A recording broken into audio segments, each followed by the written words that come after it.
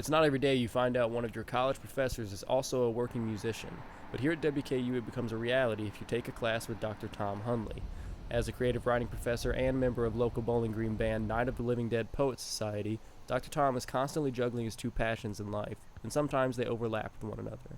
Well, professors have more flexible schedules than a lot of people, so that's good. If I have to stay up late for a show, most of the time I can sleep in and recover. And as long as I get my work done, which is a lot of work, I kind of set my own hours, so that's helpful. Dr. Tom often sees the students at the shows he plays around town, and he's put a lot of thought into how it affects the student-teacher relationship. I love seeing my students out at shows. I go to a lot of other band shows, and a bunch of my students have been in bands, so I love seeing them play.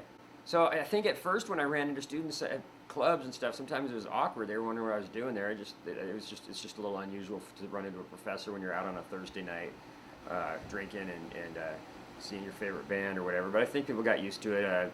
Everybody knows that I play in bands. Dr. Tom has also published several books of his poetry. I've been writing poems for 30 years, and I've just been playing music for 5.5 years. So I'll tell you what it does. It makes me think like a beginner, so it helps me relate to my students more, my beginning and intermediate students.